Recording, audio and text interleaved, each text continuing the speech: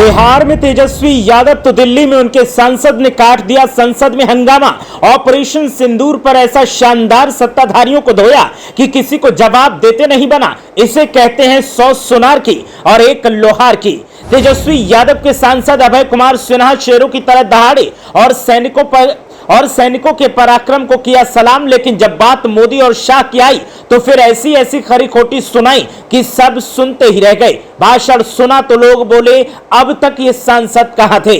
सुनिए आरजेडी सांसद का पूरा भाषण, जिसने पूरे संसद भवन को हिला दिया, बिहार की सियासत में तहलका मचा दिया और तो और मोदी और शाह को छठी का दूध याद दिला दिया। ऐसा भाषण आपने आज तक न सुना होगा। बिहार की राजधानी पटना में आरजेडी नेता तेजस्वी यादव ने तहलका मचा रखा है। एक के बाद एक सियासी मुद्दे पर सरकार को घेरते हैं और हल्ला बोल करते हैं। दिल्ली में मानसून सत्र चल रहा है और मानसून सत्र में तेजस्वी यादव के सांसदों ने संसद भवन में तहलका मचा रखा है। आरजेडी के सांसद अभय कुमार सिन्हा का ऑपरेशन सिंदूर पर भाषण अब सोशल मीडिया पर वायरल हो रहा है। अभय कुमार सिन्हा ने ऑपरेशन सिंदूर पर प्रधानमंत्री नरेंद्र मोदी, अमित शाह और राजनाथ सिंह को जमकर खरी खोटी सुनाई। उन्होंने ऐसे तीखे तीखे सवाल किए कि सरकार को जवाब देते नहीं बना और सरकार के मंत्री सांसद कानों पर उंगली रखे दिखाई दिए ताकि उन्हें सुन न पाए। आरजेडी सांसद का वीडियो सोशल मीडिया पर वायरल हो रहा है। अगर उनका पूरा भाषण आपने नहीं सुना तो अभय कुमार सिन्हा का पूरा भाषण अब सुनिए। मैं देश के सैनिकों के पराक्रम में साहस और शौर्य को मैं सैल्यूट करता हूं, सलाम करता हूं। पहलगांव में आतंकी हमले में मारे गए सभी पर्यटकों को मैं नमन करता हूं और ऑपरेशन में शहीद जवानों को मैं सैल्यूट करता हूं। महोदय, बड़ा गंभीर सवाल है ये और मैं जैसा सदन चाहता था, जिस रूप का सदन मैंने सुनते आया, आज जब पहली बार मैं जीत के आया हूं और जब सदन में चर्चा में देखता हूं तो इतने गंभीर मुद्दे पर भी टीका टिप्पणी पर लोग आते हैं। मैं समझता हूं कि ये गरिमा के, संसद के गरिमा के खिलाफ है। हम विशेष कुछ बात नहीं रखना चाहते हैं, हम कोई टीका टिप्पणी नहीं करना चाहते हैं।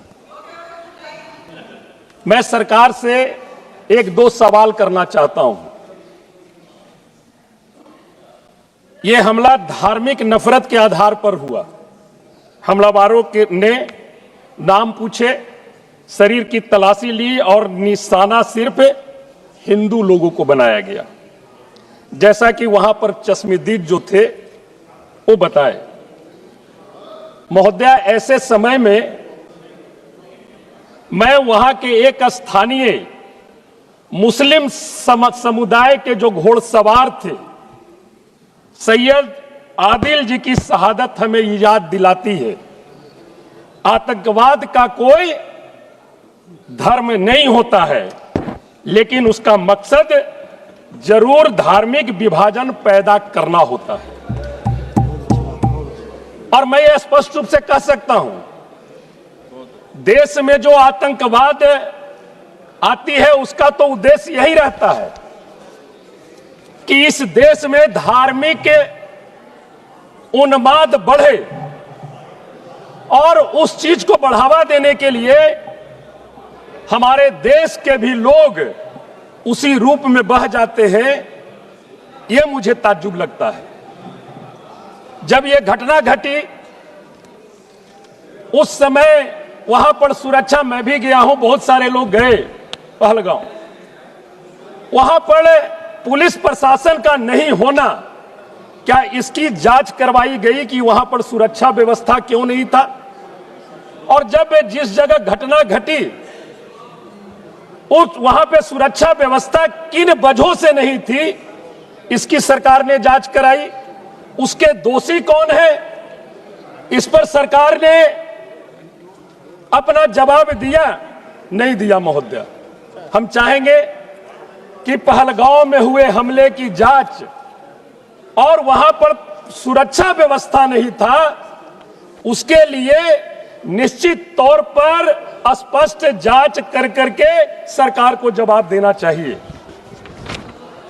महोदय, नतीजा क्या हुआ? कश्मीर का पर्यटक उद्योग जो है वो चौपट हो गया। 50% पर्यटक उसी दिन महोदय 3,337 यात्री पर्यटक जो है कश्मीर से पर्यटक निकल करके अपने घरों को चले गए। और हमारे गृह मंत्री जी कहते रहे कि आप कश्मीर आइए, घूमिए, किसी प्रकार का कोई दिक्कत नहीं है, यहां पर स्थिति पूरी तरह से सामान्य है। देश को संबोधन में गृह मंत्री जी ने बताने का काम किया और हमारे देश के पर्यटक वहां पर भारी संख्या में पहुंचते हैं। और मैं समझता हूं कि यह सुरक्षा का, सरकार के तरफ से सुरक्षा का यह पूरा चूक है, एक बहुत बड़ी गलती है।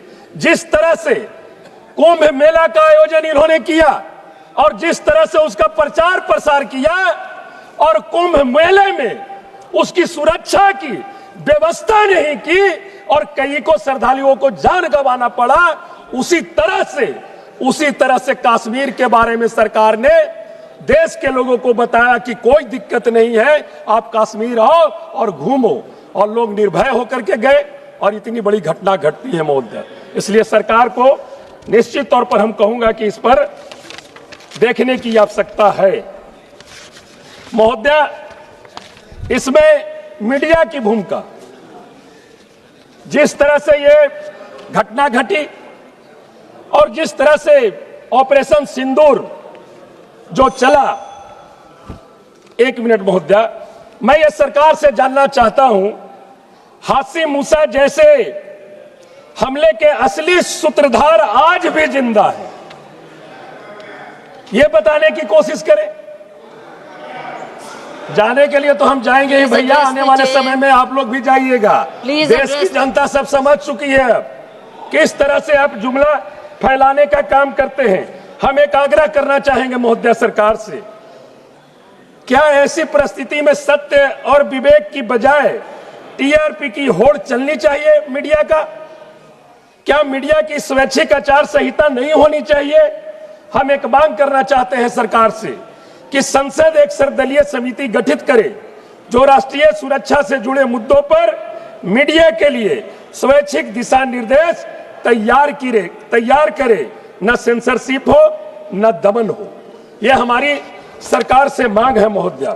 हम चाहते हैं एलओसी पर निगरानी बढ़ाई जाए, पर्यटन स्थलों की सुरक्षा के लिए सीआईएसएफ का विशेष दस्ता बनाया जाए, पीड़ित परिवारों को संपूर्ण राहत, मृतकों के परिजनों को मुआवजा, नौकरी और मानसिक परामर्श दिया जाए। और एक आग्रह मैं और करना चाहता हूं महोदय, सैयद आदिल हुसैन शाह जैसे नायकों को राष्ट्रीय स्तर पर सम्मान उनके परिवार को देने का प्रयास किया जाए महोदय, ताकि आने वाले समय में वहां के भी लोगों को लगे कि नहीं, जो काम किया तो उन्हें भी देश ने पुरस्कृत करने का काम किया है। बहुत बहुत धन्यवाद महोदय। तो सुना आपने, ये थे आरजेडी के सांसद अभय कुमार सिन्हा, जिन्होंने दिल्ली के संसद भवन में ऑपरेशन सिंदूर और सीज फायर पर बोलते हुए केंद्र की मोदी सरकार को जमकर ललकारा और तो और एसआईआर के मुद्दे पर भी जमकर लपेटे में लिया। इनका भाषण सोशल मीडिया पर वायरल हो रहा है। आपको इनका भाषण कैसा लगा, कमेंट करके जरूर बताएं।